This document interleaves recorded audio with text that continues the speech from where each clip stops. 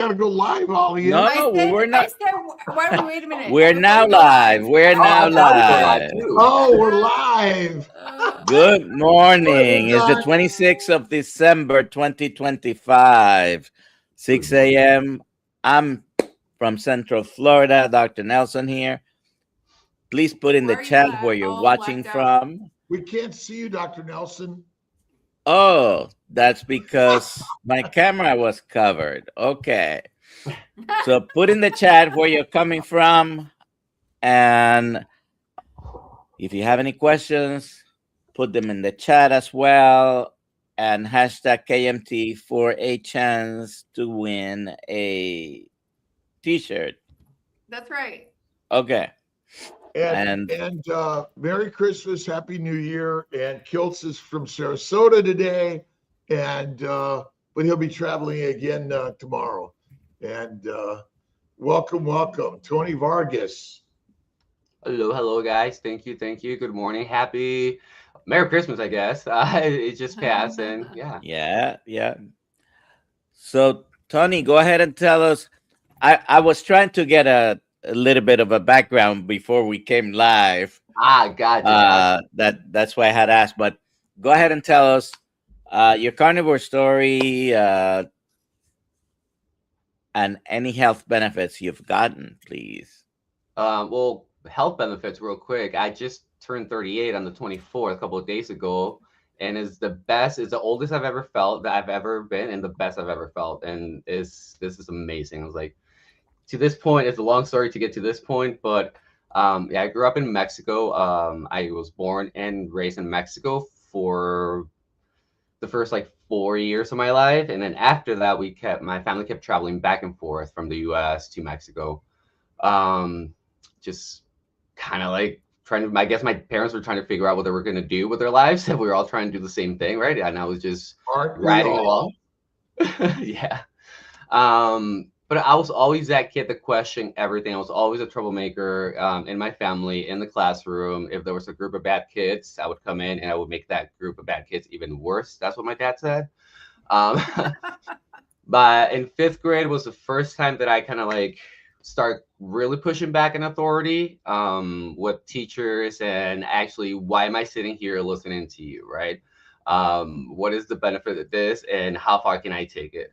Well, in 5th grade was the first time that I did that. And 5th grade was the first time I got kicked out of school. And it just kind of went like that every year until freshman and high school. So back and forth every 2 years between Mexico and the US. When I got here the last time I was in freshman year of high school. Of course I knew English and Spanish, but I was really stuck in the middle because I go over there, this is how you learn Spanish. I come here, this is how you learn English. So being in trouble was just my comfort zone, right? I'm just going to do something else that is not paying attention, because then I'm going to feel like I don't fit in, right? With that being said, I really didn't like schoolwork, and I just didn't care to do it. And so they pulled me into, my counselor pulled me in and kind of made me feel like I needed special classes, which is fine. I mean, some people need them, right? And with my strong-willed child that I am, I went from having straight Fs to having straight A's, 1B, almost straight A's, from one semester to the next. And that's just focusing, paying attention, actually sitting down and, hey, let me figure this out. Let me be interested. I have to be interested in this. My interest was to prove them wrong, not so much the subjects, right? So I proved my point, and I dropped out of high school with almost straight A's. They looked at me like, what are you doing? You just got your stuff together right now. I'm like, I don't like it. It's not that I don't get it, is I just don't like it. I took some college courses before my class even graduated, decided that was not for me because it was the same thing in high school. So I was stuck in this world where I'm an immigrant. I need to do something with my life. My parents just sacrificed everything to come over here because I asked them when I was a teen that was going to make me come down how bad I was if we moved back to the US, right? Which was a lie. That did not happen. One day I'm working in a warehouse, just stuck, feeling like my life is just sucking, and I'm on break and I see a fire truck drive by. I'm like, that looks pretty cool. I wonder how you do that. So right after work, I just went and knocked on the door in the fire department. I was like, how do you become a firefighter? I was about 17, 18 years old at that time.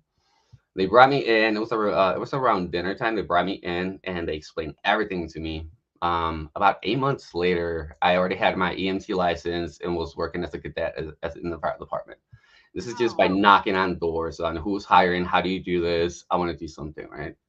Best career I've had in my entire life. I loved it, loved it, loved it, loved it. I never did it full time. It was always either volunteer or part time until I broke my knee. And it's the easiest way to say it. I tore my ligaments, ACL, PCL, MCL, detached my hamstring, nicked my artery. I had drop foot, broke my tibia and my fib. So that kind of put a halt to that career, and I ended up in the ER. And oh my gosh, was that one of the best places, natural places for me? Chaos, survival, reading people, meeting people, always something different, but kind of like with structure. So you always got to do AUs and pregnancy tests and fill the forms. You always got to do the same thing, right? But it's always with different people, and you always get to touch someone else. It's not my emergency, it's their emergency. So my coworkers making fun of them or whatever, or talking behind whatever, did not vibe with that. So always really, really focused on what I was doing. Sorry, I can talk a lot, like Dr. Kiltz. Keep talking. Keep talking. All right. Keep talking. Keep talking. So tell us what your day job is and what that's like. All right. So I'm a personal trainer. I'm a health coach. I coach at 2 different gyms locally, which I was never into fitness. I grew up overweight. Same thing with the fire department. A few years ago, I got into 2019 is when I started eating better. Okay. Eating better. And fitness got into my life maybe 4 years ago, 3 or 4 years ago. Same thing. Did not know how to work out. I applied at maybe like 8 different gyms. I knocked on doors. Let me be a trainer because I'm not good at signing up for the gym and paying that monthly fee and being accountable to myself to go. I did that for years and wasted thousands of dollars. So now I want to get paid to learn how to work out so then I can teach people how to do that. So I do that at 2 gyms, and then I do my nutrition coaching online like this with my clients, and I also do one-on-ones nutrition. And the one-on-ones in my nutrition side is more like therapy than nutrition coaching. And I hate calling nutrition coaching. I don't know what to call it because it's addiction management, it's emotional growth, it's awareness levels, is all kinds of things. It's not just about the food, you know?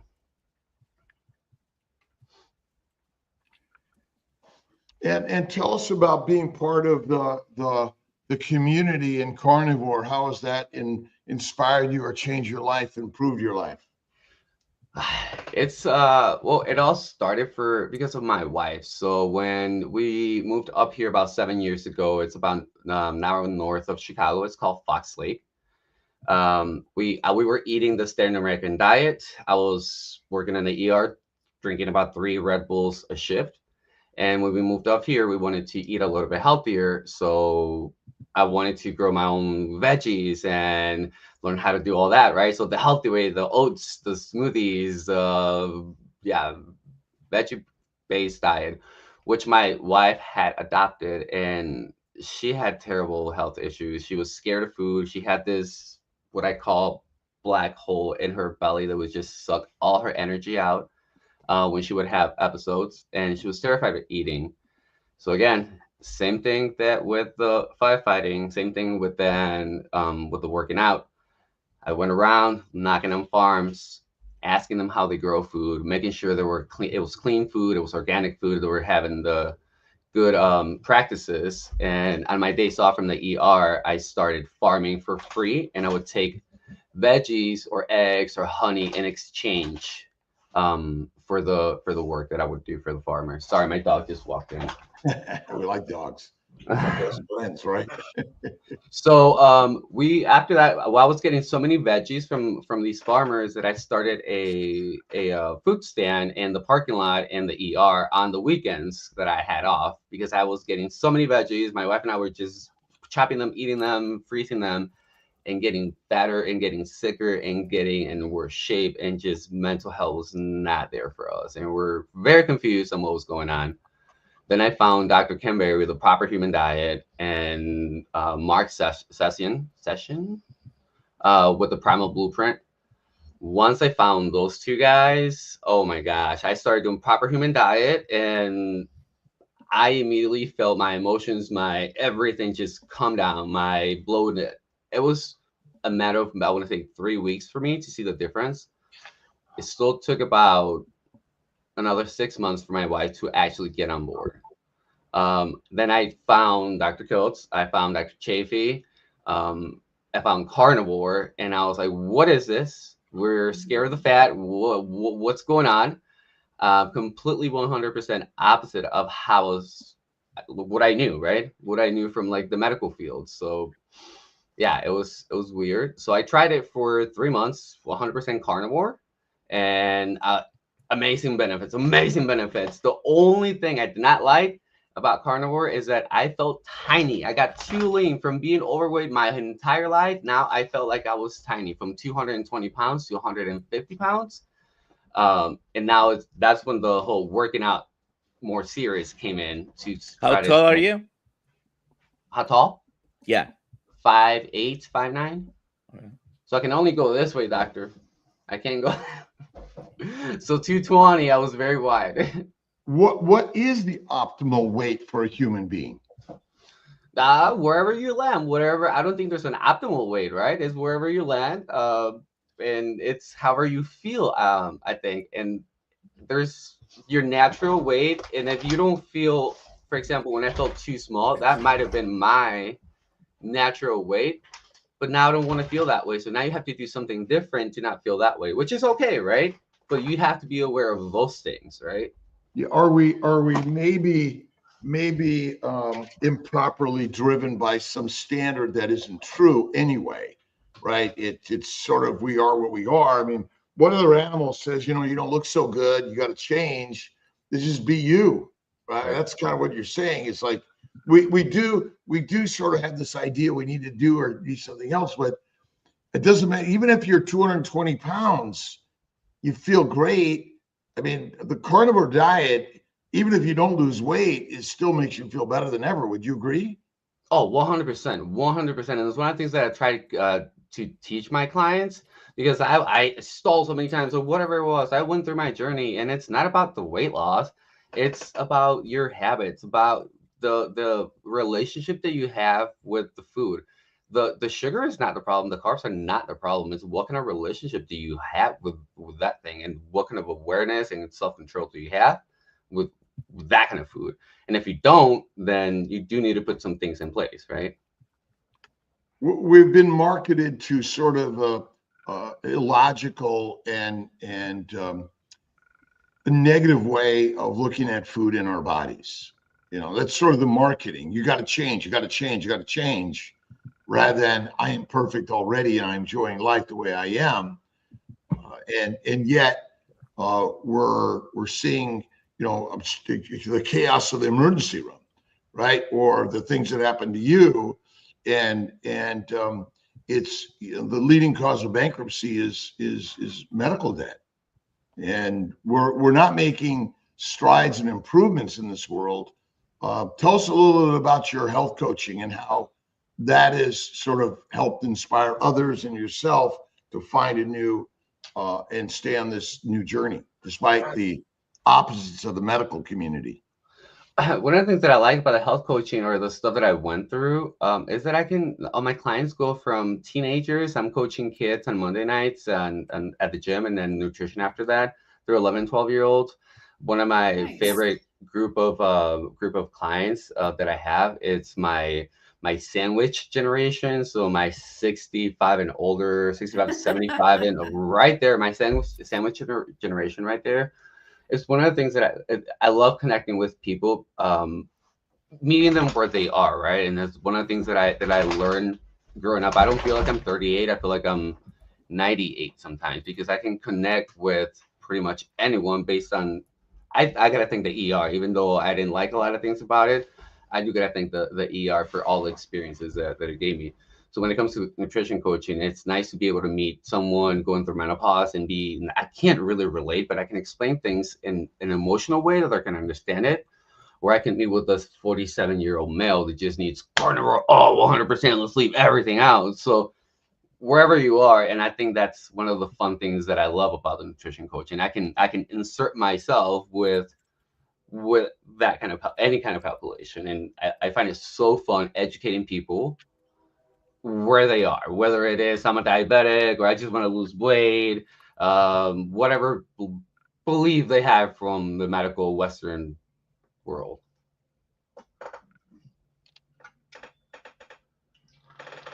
Supermarketing and supermarkets to super messed up and unhealthy.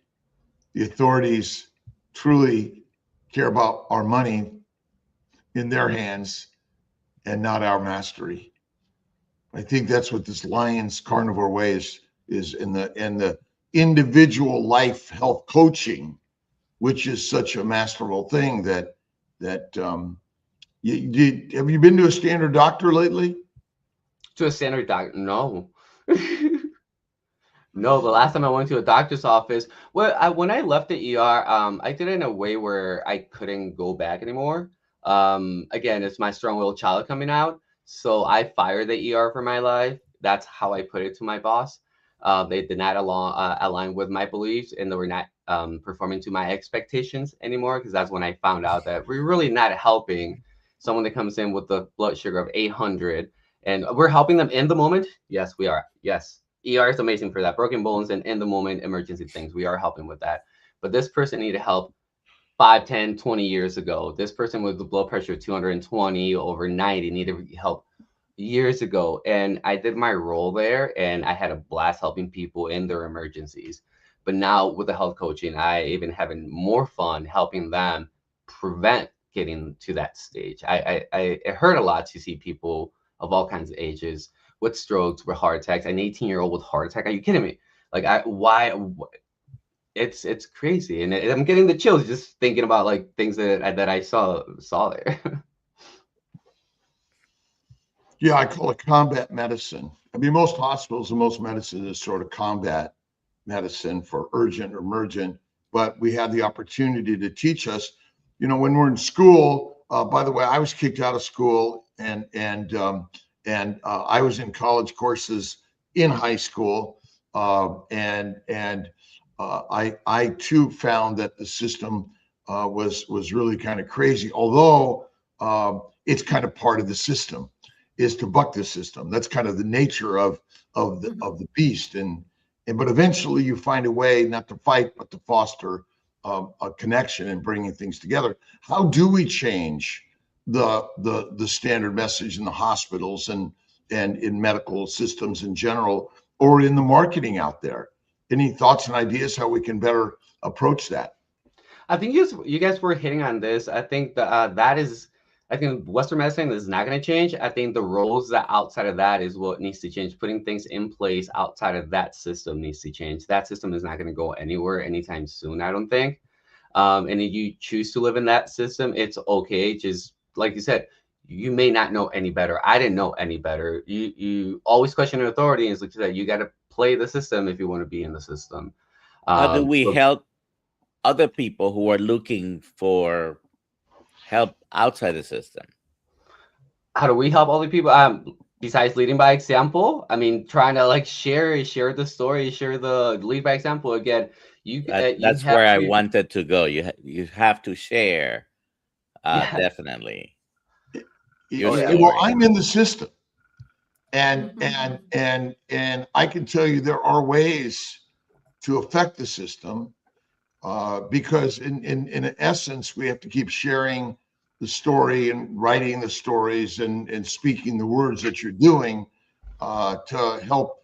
And I'm sure, I know we've touched doctors and firemen and all sorts of people that are in the system to change. And carnivore lifestyle is probably, and keto carnivore, we have to throw both of those in. There's some people that haven't quite come all the way over to the carnivore lifestyle. Tia spent all day making lasagna yesterday. And I was doing all my other stuff and doing all sorts of things. And then I threw on my steak, and I was gracious to have a piece of lasagna.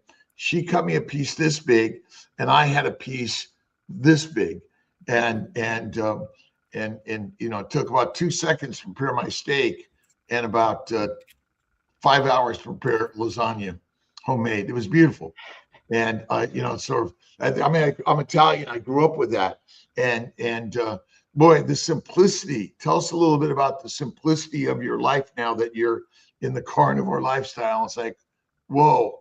It's amazing. It's I remember my wife when she used to spend hours chopping veggies in I was the cleanup guy, right? Because she was the chef. So hours chopping veggies, hours cleaning up. Now it takes 8 minutes to cook my steak, and that's it. However, I do tell people I am 90% carnivore, 10% pastry, because she has been a pastry chef for 12 years. So that's one of the things that we have to battle with, especially me. I know I have a sugar addiction. So when I have things in the house, you need to control, you need to manage those things or not have them in the house. Oh my gosh. Not have them in the house. Yep. That looks delicious. That was the Christmas meal for me. And I did offer her some, but she didn't have any last night. But yeah, it is. It's now, all right. So there's sugar in meat. There's sugar in plants. There's less sugar and less toxins. I don't know. What toxins are in ribeye steak, Dr. Nelson? Still looking for it. There's a problem. I'll try again today. Yeah. I mean, where do you put fasting and meal frequency and things like that? Fasting, I think that has to be something you do consciously, not just not eat for like 12 or 18 or 24 hours. I think that's just not eating. I do 1 or 2 meals a day. Depends how I feel. I can do 1 every 36 hours. After that, I may start calling it fasting after 36 hours, at least for myself, because then I actually got a plan to, okay, I got a mental prepare for that a little bit more than, okay, I'm just going to skip this meal. I'm good. Okay. The longest I've gone is about 70 hours of not eating, but I usually just have 1 meal or 2 a day. Depends if I work out, I'll have somewhere between, I don't know, 1 pound to 3.5 pounds a day, whatever it is, depending on the day. And how long on the carnivore diet?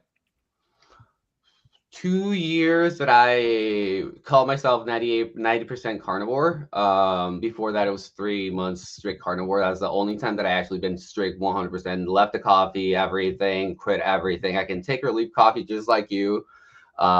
It's delicious, but I don't like how much I cramp. I don't like how much water I gotta drink. I don't like how cramp, it makes me feel this way, but it makes me feel this way when I drink it. And what was some other questions there, Alia? Do you want to hit those? We have one more question. Let's see. What nutrition course have you done? I took the Primal Blueprint. That's the only coaching course that I took, and honestly, it was only to make sure that to feel confident coaching other people. The material and everything. I mean, my wife was making fun of me how fast I went through the material based on reading books, the medical field, podcasts, reading between everything. It just made sense to me. I just needed that confidence on how to deliver it to people. And I mean, it was there. And I love taking it. I would recommend anyone to take any kind of course that they want, because it's going to fill in those little gaps that you just not sure about. Awesome. Consciously not eating since December 2nd. Go, Jerry. On January 12th, we're going to hear all about that. I think it's January 12th. We got all the questions. Why do we get fat? Why do we get fat? To fast. We get fat too fast? Yeah. I can see that, yeah. Yeah, well, I mean, getting fat is natural and normal. It's not abnormal. It's instinctual. You don't get fat. You can't walk from wherever you are in this world to somewhere else in the world. You don't carry a satchel of food most of the time. You're just walking. And right. The only food and fuel for the actual cell is actually your fat. You do not use the food you eat unless you eat adipose tissue.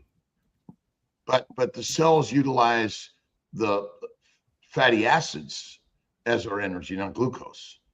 And not eating is like most magical thing you can do. And have you done any prolonged fasting more than a day? Have I done more than 70 hours is the longest I've done. And that's one of the things that I try to explain to my clients. But again, I know it's deeper than how I'm about to explain it. But when I tell my clients that fat is your fuel, you only have 3 sources of fuel, which is sugar, carbs, and fat. It's the same thing, sugar and carbs. I know it's the same thing, but explaining it to people, it's a little bit simpler. And it's like you said, when I tell them if you don't eat, you're going to tap into your fat right here, into your fat right here, into your fat around your organs. And that's what's going to give you the fuel to keep going. And again, it's walking people through that, because even myself, like not skipping a meal at the beginning, it sounded really scary. And when I talk to most people, it sounds extremely scary for them. And now I don't understand it, because that's not my world anymore. That's not how I live. So it's walking them through that. Okay, we're going to prepare to skip tomorrow's breakfast. Okay, so, and being there for them, and however much, support they need. And again, leading by example, like Dr. Nelson said. And one of the things that you mentioned is that I do regret, and I don't think I've said this out loud, my wife's probably gonna make fun of me, I do regret leaving the medical field, because you're right, Dr. Kiltz, you are able to make a difference inside the system. I was not mature enough back then to realize that. And Michelle Hun, the dietitian's dilemma, oh my gosh, after I read that, I was like, oh, I need to go back. I'm gonna put myself back in, and I don't think I actually will. I'm now on Dr. Ken Berry, moving to Tennessee, buying land kind of path with my wife now. But I wish I would have done something like that, become a dietitian, and then hit it from the inside. That would have been really, really fun. We're not dead yet. True. Not dead yet. And age is just a number. It has nothing to do with what you're going to do tomorrow. And that's the sort of, we have these phrases in life, it's too late. But it's just time today. And that's so, but again, there's so many different ways to affect the world and get out there and share and improve everyone's life in exactly what you're talking about. If you have any questions, please put them in the chat. And Dr. Kiltz, this is kind of off topic. But found your we did Dr. Nelson's yesterday. Shaking up the scene, tearing through the jungle of the salad greens with a ribeye. Look at me when I Shaking up the scene, tearing through the jungle of the salad greens with a ribeye rhythm and a rock hard soul.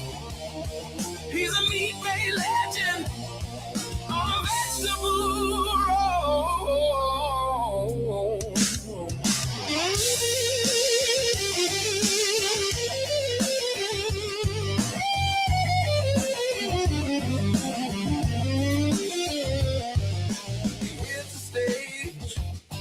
With a primal scream, a butcher born warrior from a carnivore dream.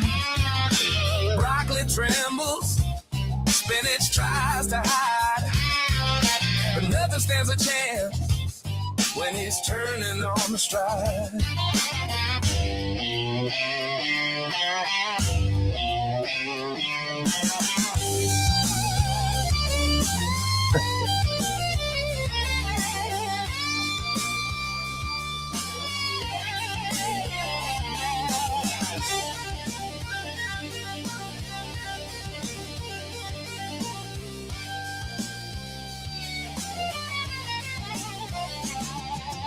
Turn up the amps, let the sizzling roar.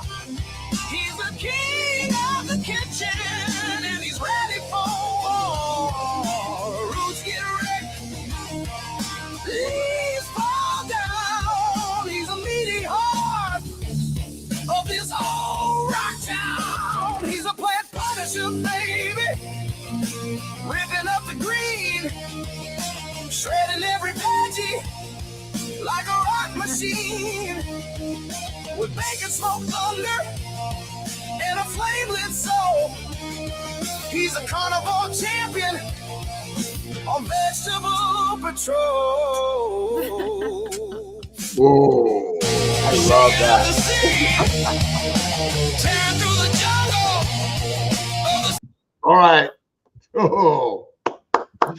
I Who love put it. I that love it. together? What was that? Who put that together? Amy. right? That's thank you for to Amy. What's her? It said it right there. Her YouTube name is Keto Rockstars.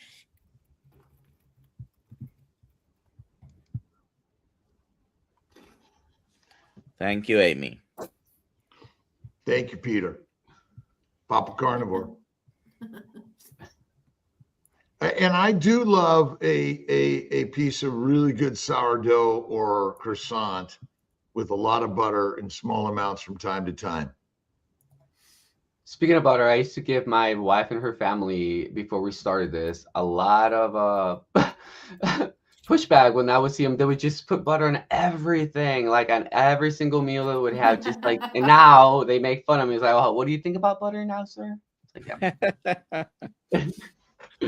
So yeah, I gotta be ready for that. But anyway, guys, where I'm going with all this is that life is I don't know. I think life's, you just gotta live it. It's like a video game. You just gotta put on your character that you're gonna do for today and be for today and live it, have fun with it, question everything that you just feel a little bit off about it, and be okay with your reality being broken down, because that is how you're gonna be able to understand other people. That happened to me twice. Happened to me in 2019, right before 2020 hit, knowing what the reality was of everything, and my beliefs just got destroyed. And it was weird. It was weird, which pushed me into this whole life change, right? Getting out of there, right? And then the other one was like, I'm very healthy. I'm vegetarian is the way to go. I know meat is bad, but no, it was the opposite of that. So those two moments in my life really, I mean, really stick out in the last few years. But where I'm going with that, like I said, it's being okay, separating your, how do I say, your brain. I feel like it's the connection between your body and your conscious, and you just have to put some work into that. And once you put work into that, you're gonna see that this world, it's really, really, really fun. It's really, really fun. You can do whatever you want.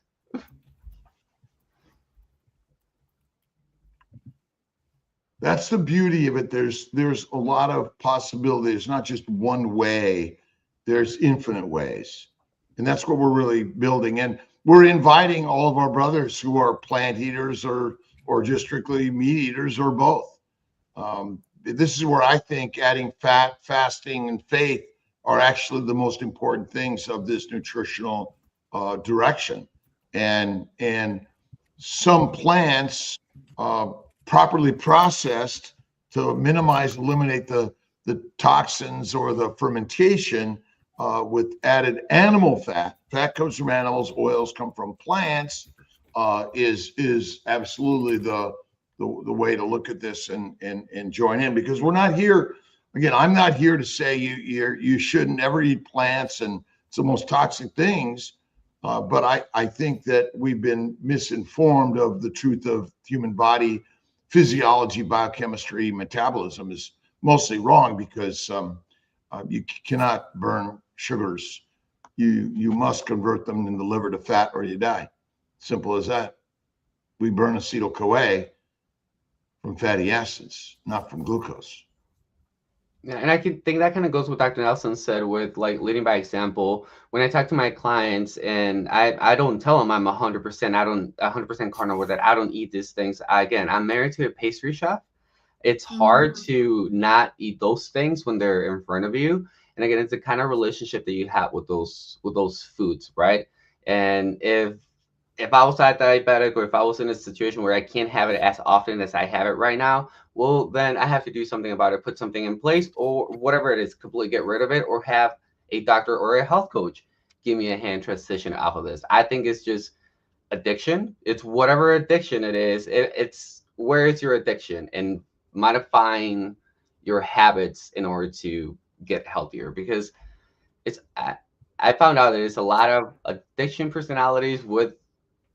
addiction relationships with all these foods. And it doesn't matter if you put alcohol, if you put sugar, if you put candy in front of that word, it's the same behavior with people. And that's kind of why I have a 12-week program, because I went through 12-week programs, right? I had addictions. I had addiction that we normalize, that is after work, you just go and hang out and have a couple of drinks with your friends, and it's okay.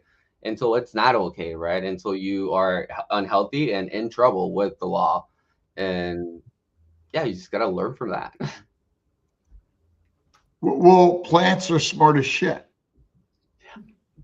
They know how to control their environment, and they know how to kill things. And they make all the addictive, harmful substances that kill and control humans. Plants are far smarter than we are. Pretty amazing, right? I love it. I love it. And it's 100% true. And it goes back to your fasting, right? I tell people, if you're craving certain foods and you already know how to fast, let's incorporate that. So you just kill everything. It's how I explain it to them. You just kill that bacteria in your gut that is craving those things to your brain. Let's kill that, and then let's start again. All right. So, and again, it's walking people through that and understanding their feelings, right? Someone would like to know what your shirt means. Oh, can you read it? People eating tasty animals.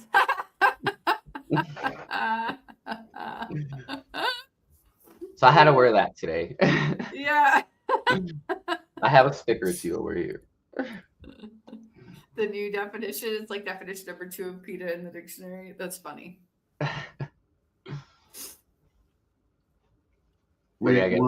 We're here to invite everyone to the carnivore lifestyle. And there are only 5% or less carnivores in the world, when you consider all the other. But although I guess there are a lot of carnivore bugs out there too, so we have to hail them. And there are carnivore plants, so they're not. Yeah. Oh Plants yeah. Oh yeah. That only eat bugs or beasts. And they, but I mean, in essence, I mean, plants are in cahoots with the microbes in order to control their environment and create their environment, in essence. One of the things that I love to do is my wife eats pot roast every week for dinner. She just meals preps. So she eats 12 ounces of bacon for lunch and like 8 ounces of whatever, pot roast or more for dinner. That's all she eats pretty much. And the leftover water thing where she cooks it, in the summer when I have my compost pile, I like to take it back there and just put it in my compost pile. And oh my gosh, it loves it. It loves it. And when we eat a high plant, low fat diet, lots of lean meat, it's very fermentable, and the microbes are everywhere. And we're basically, feeding the microbes. in our gut, and which is not kind of good for us. Microbes make alcohol, and it's kind of we are addicted to life, basically. I mean, we're addicted to air, right? You got to breathe air, you got to eat food. You don't have you ever thought about we're just a bunch of microbes put together by skin and then a brain that connects to the conscious? Have you ever put that together like that? Well, all molecular structure has energetic function and has a mission for life. I mean, every atomic particle, right? There's an attraction and a repulsion to everything, right? And so, yeah, it's all these molecules that come together to actually propagate life, and the control of all of it, right? DNA, RNA, protein, post-translational modification. I mean, ultimately, it's the sun's energetic rays in order to create life. I think that's going to be the next big field, energy work. Some kind of energy doctors are going to come up in the future. I feel like this is where we're going to be heading to, not only talking about like the physical energy, but all kinds of energy. Well, you're right, but it's ancient. It's always there. That's what the biblical words are about. I mean, the Bible's and the spoken word or the thinking word is energetic. I mean, it's all energy. Vibrational energy is there, and yes, I think you're right. We're because of social media, we're able to share it in a way that nobody had access to it of any significance. The control has been the chains of control have been broken. Although I guess at some point someone controls our access to this media too, right? Mm-hmm. But we will not give it up. We will fight for it and continue on this journey because we don't mind dying for what's right. Don't mind it at all. No, that's part of the strong-willed child. So I have a question for you guys. Sure. So when I explain it to my clients, when it comes down to losing fat, right? We have the intra-muscle fat and inter-muscle fat, right? The muscle inside the muscle, and then the fat inside the muscle, and then the fat outside the muscle. I told them we want to get rid of the fat inside the muscle. We need a little bit there, but that's kind of like if we get too much, it's going to become unhealthy. I don't know if we actually need some there or not, but when I look at my food and my steaks, then why are we eating that? It's just something that in the last few months I've been thinking about. It's why are we eating the marbly steak when we're telling humans that it's unhealthy for us? Because then in my head, that animal is stressed out. So it can be a little more marbly than us, but that animal is having the same reaction that we do in their meat. It's storing the fat there. So although fat is really good, that fat outside the muscle, I'm not too sure about the fat inside the muscle, but that's a question I have for you guys. Dr. Nelson, or shall I take it? Go ahead. It's the same fat. You're going to tell me it's the same fat. Nothing your body makes is unhealthy for it. Okay. Nothing. Your body fat is intramuscular, interosseous. It's organs, perinephric, and it's visceral, it's subcutaneous. I mean, fat is the most important organ system of the human body. Period. And many animals that they fatten up for hibernation, migration, gestation, they put it everywhere because nothing your body makes is harmful for you. It's the inflammation that happens from the plant and microbial toxins and our allergic reactions. We're allergic to the plant glycans, the plant sugars that cause the damage. We're allergic to the sugars that are in and on and made by plants and microbes, including bacteria, viruses, and other insects. But Yeah, no, I 100% agree with that. But that is where I'm going. It's like that animal then is having too much of that to the point that it's storing the fat that way. No, there's no. So again, it all depends on the circumstances, environment. A polar bear or a polar bear that nests and gestates must have fat everywhere, because you're stowing it away as every place you can, as much as you can, until there's no more access to the food you need. So our body is only doing what it's meant to do: store food. The only food and fuel for the mitochondria is fat. An anorexic, bulimic, sarcopenic, cachectic human being is at risk of dropping dead fast. And so intramuscular, the fat, again, obesity is not the cause of disease. But in our world, it's a sign of disease, because you're not likely, unless you're Jerry doing a 40-day fast, or for some reason you somehow the food access is limited, right? Could happen, right? Because most of us are not hunting, gathering the food in a completely natural way.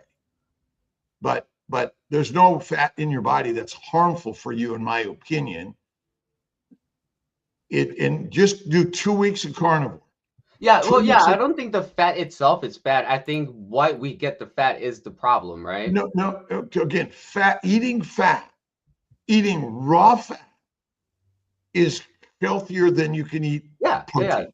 Yeah. But I'm saying, like, the reason why we store the extra fat, I don't think the extra fat in us is unhealthy. I think it's 100% energy, like you said. But the reason we start storing that way is because the body is stressed out based on eating too much of the other stuff. No, it's not stressed out. Remember, why are we addicted to food, and why do we overeat? It's not pathologic, it's physiologic. We're driven to it because historically, for the last 50,000, 100,000 years, you did not have easy access to food, did you? Right? How many people in many parts of the world don't have easy access to food? So our brain is not thinking, wow, we're going to have food for the rest of the universe and we don't have to worry anymore. That's not true, because quite easily our food all becomes contaminated, or our food distribution becomes damaged, and we don't have access to food. And the skinny ones are going to die.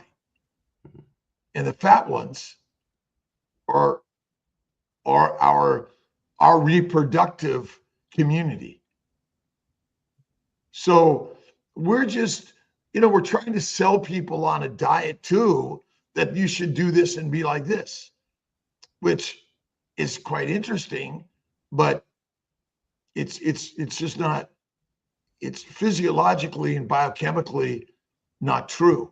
The fat in and on your body doesn't cause any disease. You're getting that way because we're overeating, because our brain thinks we're going to be a famine, but we're overeating foods that were meant to be just before winter. Yeah, when I used to have my healthy smoothies with my coconut milk and my oats and my honey, and oh my God, 24 ounces of that daily. Where would you get that in nature? Never. No, it was no. Right. And remember, people die. So when we're not eating, if we're not eating our species-specific diet, then that is the consequence. We are overeating things that we're not meant to eat. Right. Ruby Goats has a question. Going to the supermarket, and most things that come in a box, a bag, or a can is not food that really we found in nature probably even 200 years ago, right? And before. Yeah, it's like you guys say, like fasting and carnivore, I feel like it's like the baseline of this vessel that we have, because we don't even fit in this world. Well, the only animal that needs the brain to be able to eat, right? That we need to come up with a plan to hunt down something. we don't fit here as a species in the world. We just don't fit. So our baseline for this vessel, I think I agree with you guys. It's going to be a fasting carnivore thing, and then anything after that, for this vessel that we're in, it's good. I don't think I agree. That's Go right. ahead with that question, Alia. We go with Aaron. Is it true that it takes 3 days to digest red meat? Some crazy old lady told me that. All wives' tales. Have you ever seen meat in the toilet? No. Never. Most people do have an intestinal transit that's 12 hours or less. Let's say 12 to 24 if you want. How can you prove that to yourself? Eat some corn and watch for it. It's going to come out within probably 12 hours, right? So if red meat took 3 days to digest, you would see chunks of ribeye steak coming out of your stools. It's ridiculous. Yeah. And it's most of it is actually digested and absorbed before it hits the colon, because most digestion and absorption of nutrients happen from the stomach. Sometimes it starts, by the way, in your mouth with some absorption of some vitamins. But anyways, goes through the stomach and the small intestine, and it's pretty much gone. There's very little residue that's coming out. I love having the poop conversation with my clients because they want to poop every day. And it's like, well, if you change your way of eating and you're eating this way, mostly, you're probably not going to poop every day once you have a system down. At the beginning, yeah, you're going to get a lot of things are going to be coming out, but you're just not going to poop every day. And being constipated and consistency is that what I try to explain to them, like the difference, right? It will come out. You don't have to think of no other animals like, oh boy, I gotta poop, I gotta poop, I gotta poop. Just shut the F up and just be patient. It will tell you when it's time. But when you don't eat fermentable foods and when you consume high fats, you suppress the microbes, which are not good for you. They are everywhere, but they're not your friends. When you say fermented foods, Dr. Kiltz, I worked with a company this past semester that does fundraisers for grade schools, and I would go to the grade schools and spend 2 weeks with the kids, going into the classrooms, just teaching leadership, and what I throw, of course, my nutrition thing into that 100%. But it's like I was watching drunk little kids walking around. They do look drunk. It's ridiculous. It's a little scary, and I didn't know how bad it was until I'm not exposed. I don't have any kids, but with this job I was exposed to hundreds, thousands of kids. It's a little scary that they look just like a walking drunk person. Right. Yeah, it's so sad. Well, it's our governmental direction to consume 3 to 6 meals a day, which again, it might be 3 meals and 3 snacks, grazing animals, which are fermenters, and we're not fermenters. And so that's why 1 meal a day or less. Lions don't eat 3 meals a day. They may eat a meal every few days, more or less. And that's who and what we really are. And when you recognize that our children, and it's our responsibility. I take full on responsibility. That's why we're here, because we want to emulate different ideas for our children. Again, our energy is the fat. Adipose tissue is our energy, period. You must have access to the fat. And when you add food, people don't realize they're still utilizing fat from their fat tissue to fuel the cells. The plant insulin and the liver are purely digestive. They don't function much in a fasted state. Now the liver is a fat storage device also. Fatty liver is not pathology, it's physiology. But because of hepatocyte damage, we're lowering the liver's capacity to convert sugar amino acids to fat. And thus plant sugars rise, proteins rise, and they must be converted to fat via insulin in the liver or you die. It's really stupidly simple. Yeah, a few years ago, my dad got Hep C, and he was in the hospital. And the diet that we're giving him, it was I had to bring food for him. I had to just make everything and bring it in for him. And it's the own hospital I used to work at. He was there, and I had to bring my own food because it give the liver a break. And like Dr. Nelson, like you said, by leading by example, Dr.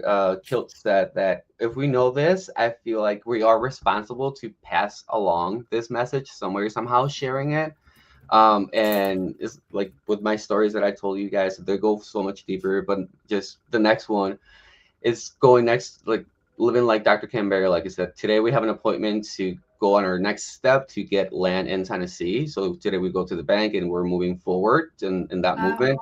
My whole goal is to have a little farm school where I coach kids, adults, physically and nutrition wise, as most of my stuff I do online. So as I'm farming and have my online job, you have to lead by example. I put myself through school, showing up through the farms, putting in the work for free, not for free, for knowledge, in exchange for knowledge, doing all that stuff. And like you said, it's never too late. This is my next step, but going back into the system and then hitting it from inside, that is still a possibility right there. But as of right now, it's like Dr. Nelson said, lead by example.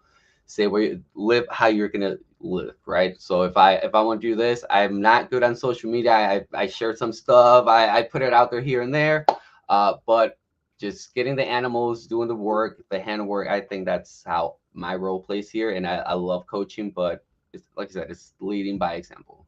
Practice, practice, practice. It's really participate, participate, participate. Show up. Raise your hand, front of the class, and be afraid and do it anyway. Yes, 100%. Giveaway. Yeah, but I want to say thanks to Crazy Chicky and Susie Marsh for your super chat. Thank you so much. Thank you very much. Thank you, thank you, thank you. Who's the winner today? I think it's Dr. Kiltz. He wins often. It's very funny. Oh, hi, Mike Selly. Please email me, alia@drkiltz.com, or another t-shirt. Congratulations. There we go. Oh, Grandma Nina has a quick question. How often is the CAC test recommended? My score was 54 last year. Nobody knows. Nobody knows. What do we measure? There you go. Worry.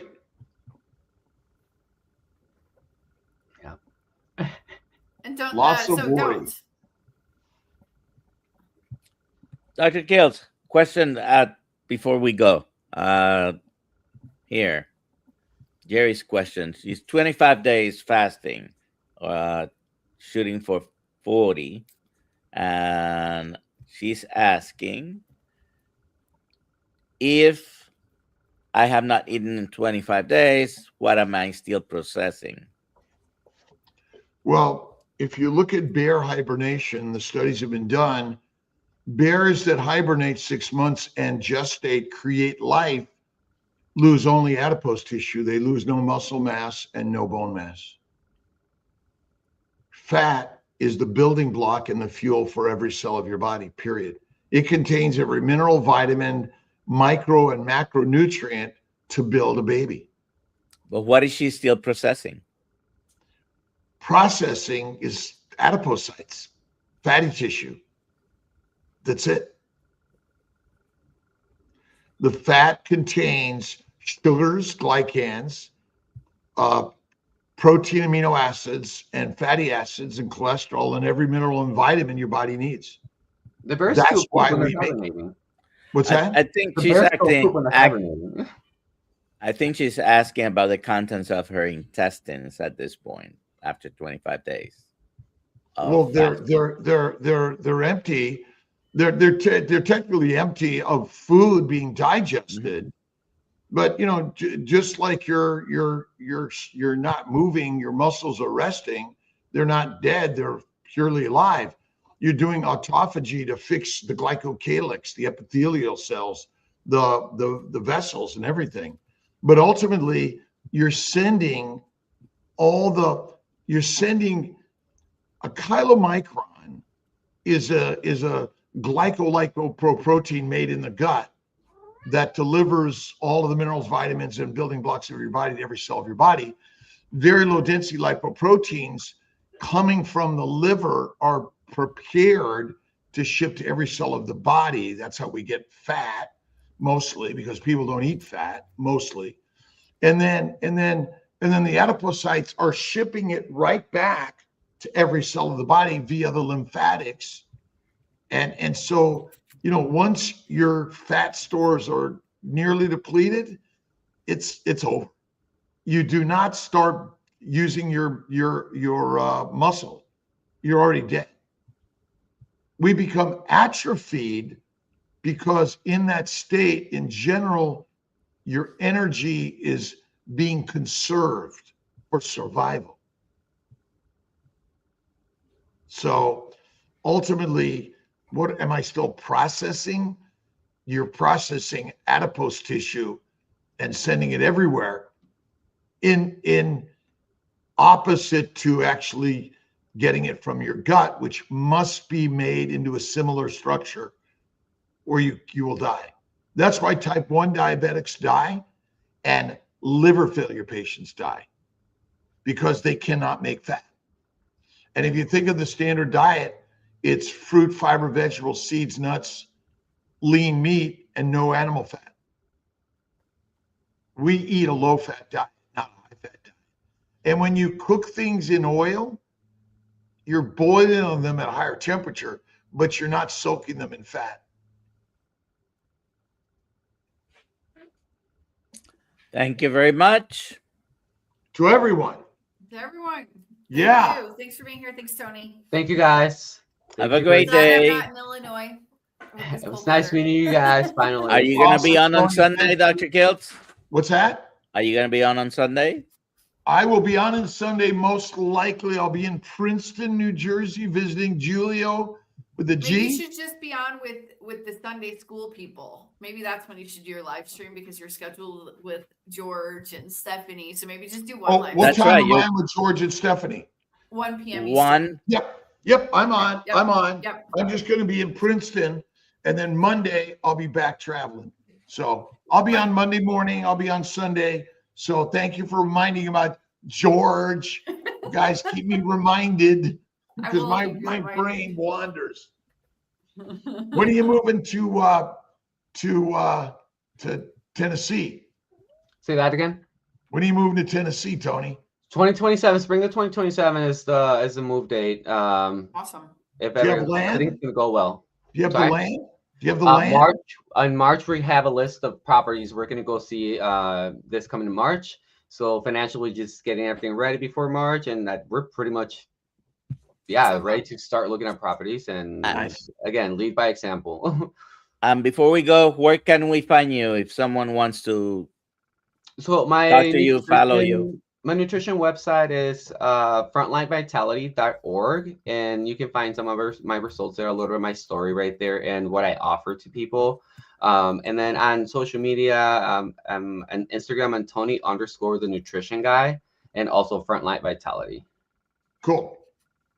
Awesome. Have a All nice right, weekend, everybody. everyone. Goodbye. Thank you. Have a great Bye, day. everyone.